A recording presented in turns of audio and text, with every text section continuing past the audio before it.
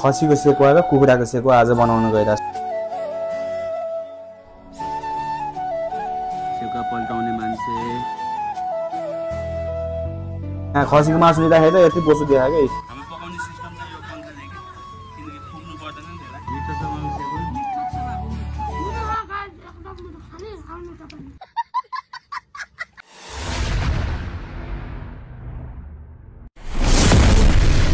So hello and namaste everyone, welcome back to my new vlog guys. Hope you guys are fine. म पनि सन्चै छु। So finally guys हैन आज चाहिँ म सेकुवा बनाउनु छु हैन। आज चाहिँ म दिवसभरि हैन यहाँ जुत्ता सुत्ता धोएर लुगा सुगा धोएर म झुन्ड्याइदै छु। So यहाँ पाइन पनि धोएछु एउटा हैन। So आज चाहिँ दिवसभरि यतिकै कपडा धुदै दिन गयो हैन। So अहिले चाहिँ सेकुवा बनाउन लाग्यो अब। देख्न सक्नुहुन्छ आगो सागो बाजा रेडी भइसक्यो है। So अहिले भर्खर म जितपुर गएर आएको। जितपुरबाट चाहिँ खसीको मासु हैन मम्मी बुवाहरुको लागि अनि हाम्रो लागि चाहिँ कुखुराको मासु है। खसीको सेकुवा र कुखुराको सेकुवा आज बनाउन गइरहेको छु। देख्न सक्नुहुन्छ यहाँ कुखुराको मासु यहाँ खसीको मासु है। मम्मी बुवाहरुले खानु हुँदैन कुखुराको, सो त्यही भएर खसीको मासु ल्याएको मम्मी बुवाहरुको लागि। तो ओके गाइस, अनि यहाँ खसीको मासु लिँदाखेरि त यति बोसो देखा के त्यो फेरि सेकुवामा यो बोसो कामै छैन नि त। अब यो मासु बोइल भइसकेपछि यसलाई अलि सानसानो पिस गरेर हैन अनि सेकुवा बनाउने के म यहाँ आगो रेडी भइसकेछ हैन। अनि सेकुवा बनाउनु चाहिँ यसमा हो गाइस, देख्न सक्नुहुन्छ यहाँ यसमा चाहिँ सेकुवा बन्छ के। मासु चाहिँ अब काट्न गइरहेको छु पिस पिस हैन। सानसानो पिस भएपछि त अलि मजाले पाक्छ के। सो त्यही भएर हेर्दै गर्नु होला हैन। म अब बनाउन गइरहेको छु। Okay guys, let's C.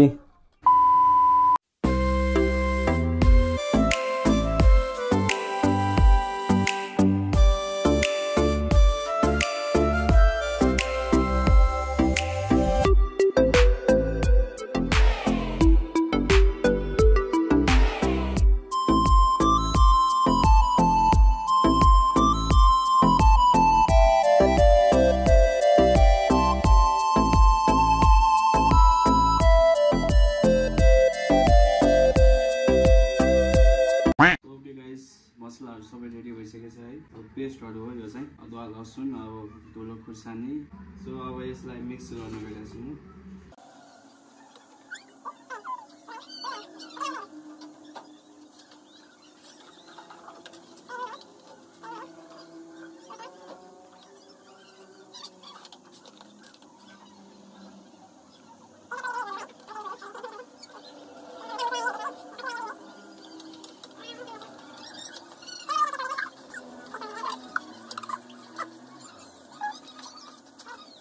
So okay, finally guys, मैले चाहिँ मसला ससला हालिसकेँ यहाँ खसीको मासु पनि पाकिसकेछ सेकुवा है। पछि हामी पकाउने सिस्टम चाहिँ यो पङ्खाले के किनकि फुक्नु पर्दैन नि त्यसलाई, त्यही भएर यहाँदेखि जोडेर हेर्न सक्नुहुन्छ यस्तो डिजाइन गरेछ हैन। यस्तो टेक्निकल आछ, टेक्नोलोजी आ।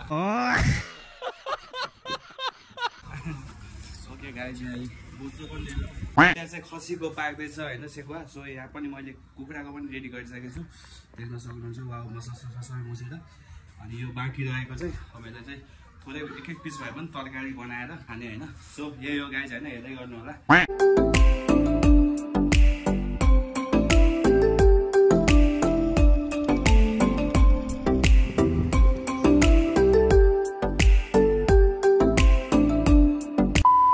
सेकुवा पनि पाकिसक्यो, सलाद अल रेडी, खसीको अचार यहाँ खसीको मासु सेकुवा यो अचार सब रेडी भइसक्यो लगभग। ओके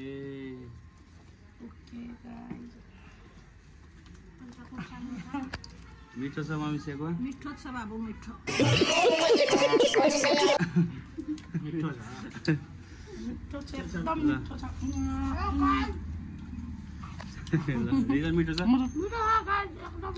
बात तो सही है।